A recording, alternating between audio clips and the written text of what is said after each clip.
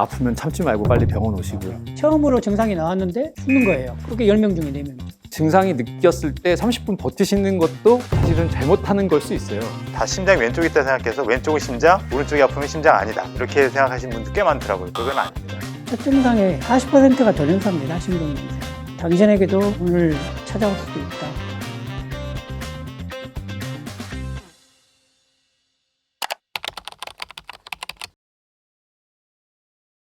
연구에 따라 다르기는 한데 저희가 12시간까지는 심근이 생존할 수 있다라고 이제 표현을 하긴 하거든요. 근데 12시간을 생존하는 친구는 10% 미만이고요.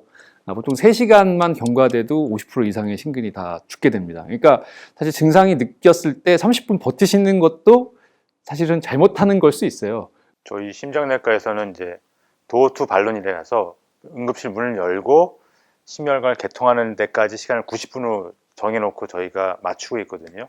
근데 이제 그건 잘 맞고 있습니다. 근데 환자가 통증을 느끼고 응급실 문을 여는 데까지 시간, 그 시간은 너무 천차만별이고 그게 안 돼서 결국은 우리가 말하는 골든타임, 뭐 2시간, 3시간, 뭐 12시간도 잘 안 지켜지니까 그거의 차이가 많이 나서 분석을 해봤더니 병원 내 단계에서는 아주 잘 되고 있는데 병원 전 단계가 많이 문제가 있다는 게 데이터상에 나타났거든요. 아프시면은 요즘에 이제 119에서도 심전도를 찍어주거든요. 그렇기 때문에 꼭 119를 통해서 내원을 하시면은 더 진단 단계도 줄일 수 있고 더 빠른 치료를 이제 받으실 수 있는 장점이 있죠. 기본적인 원리는 혈관 안에 기름때가 쌓이는 거죠. 흔히 생각하기를 뭐 50%, 60, 70, 80, 90% 하다 100% 막혀가지고 심근경색이 나오는 걸로 생각하는데 전혀 그렇지 않다라는 걸 말씀드리는데요. 우리가 흔히 70%까지는 아무 증상을 못 느껴요. 심장이 전혀 고통스럽지 않거든요. 근데 50% 막힌 혈관에서 심근경색이 나온다. 이건 이해하기 어렵죠. 근데 왜 그런 일이 일어나냐면요. 50%이어도 안에 기름때가 딱딱하게 이렇게 쌓여 있으면 이 기름때는 그냥 기름때지만 약하게 기름때가 너무 많으면 안에 기름 덩어리라 그러거든요. 막 삼겹살 먹으면 하얗게 달려있는 그 비계 생각하시면 됩니다. 그 비계 덩어리들이 기름때 안에 많으면 이게 터져요. 터지면은 이 피 속으로 이게 튀어나오거든요. 혈관 속으로. 그러면 이 지나가는 그 혈소판이라고 우리 몸 안에 존재하는 정상적인 물질이고 이 물질로 인식하니까 달라붙죠. 이거 터져서는 안 될 건데 하고 달라붙으면 이게 피떡이 돼요. 피떡이 뭐냐면 선지피라고 생각하시면 돼요. 식육점 가면 막 피 놔두면 굳어잖아요. 굉장히 이게 시간 지나면 우리 혈관 속에서 금방 딱딱하게 됩니다. 혈관을 막죠. 그러면 피 흐름이 막게 되면 심장 근육에 산소 공급이 안 되니까 심장 근육이 썩는 거예요. 그러니까 심근경색은 언제라도 생길 수 있다. 동맥경화가 갑자기 급격하게 악화되면서 생길 수 있는 거고요. 심하게 좁아져 있다 하더라도 증상이 없는 경우들이 많기 때문에 급사에 가장 많은 원인이 되고 심근경색의 첫 증상이 급사로 나올 가능성이 40% 정도 됩니다. 아무 증상이 없다. 그러니까 너무 무섭고 예방을 꼭 해야 되고 치료를 잘해야 되는 그런 병이다. 당신에게도 오늘 찾아올 수도 있다라는 것을 말씀드립니다. 네.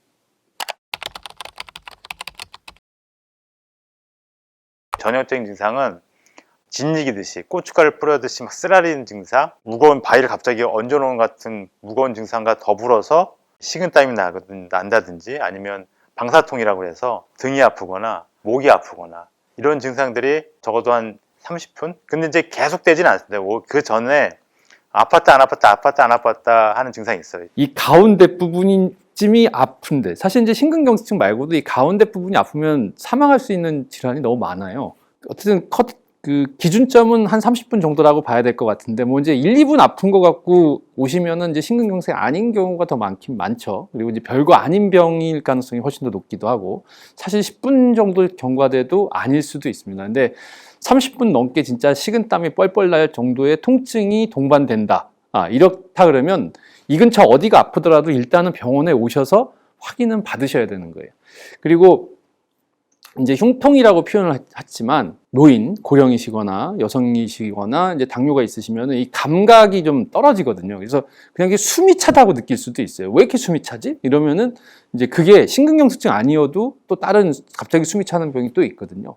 그런 것도 굉장히 생명에 위협이 되는 질환이기 때문에 그걸 내가 심근경색에 이 증상에 가까우니까 난 심근경색일 거야 이러니까 병원 가야지 아니니까 아닐 거야 라고 하셨다가 더 큰일을 만들 수 있기 때문에 제 생각에는 그냥 통증이 심하게 30분 이상 지속된다? 그러면 그냥 빨리 응급실 가서 의사한테 판단을 맡기시는 게 제가 볼 때는 좋을 것 같습니다. 우리나라에서 아까 말씀드린 병원 전 단계, 병원 단계, 병원 후 단계인데 병원 단계는 참 잘 되는데 병원 전 단계 잘 안 되는데 이게 어르신들은 두 분이서 시골에서 뭐 지역적인 차도 있지만은 아프면은 야 젊은 사람들 고생시켜 좀 참아봐 이런 경우도 있고 밤에 어떻게 전화해 그 119 대원들 우리 아들 같은 애들인데 왜 전화해서 귀찮게 해 참아봐 이런 경우 진짜 있습니다. 그리고 그러다가 이제 이벤트 생기는 거죠. 젊으신 분들은 또 다른 이유로 참다가 오시고 그래서 일단은 뭔지 모르지만 통증이 30분 이상 지속되는 게 계속된다 그러면은 무조건 병원을 오시는 게 맞습니다. 혹시 20분이라도 너무 심하면 가는 게 좋겠죠? 예, 그렇죠. 예. 일단 저는 이게 가슴 아프면서 뭐 다른 동반 증상 있으면 무조건 다 예. 오시는 게 맞다고 얘기 드리거든요. 그래서 비일상적으로 너무 아플 때는 무조건 가는 게 좋을 것 같습니다. 확인을 하시는 게 좋을 것 같습니다. 아까 이제 20분을 말씀하셨는데 사실 일반적인 사람들은 이제 저도 뭐 사실 한 달에 한 번 흉통이 올 때가 있거든요. 근데 왔다가 그러죠 이제 아프긴 한데 병원 가봐야 되나?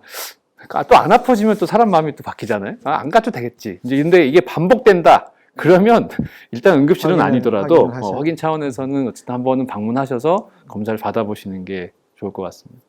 이 심근경색은 흉통으로만 오는 경우가 아니기 때문에 답답하기도 하고 숨도 차고 그래서 되게 저희 심장내과 의사들이 신경과 의사들보다 한 5배 정도 응급실에 많이 불려나갑니다. 그래서 똑같은 환자 1인이라고 하면은 5번 중에 4번은 아닌 경우죠. 그렇지만 그 한 번을 위해서 훨씬 더 많은 이제 좀 노력을 하고 있는 것도 아마 이런 흉통 자체가 전형적이긴 하면서도 전형적이지 않은 그런 요소들을 갖고 있기 때문이다.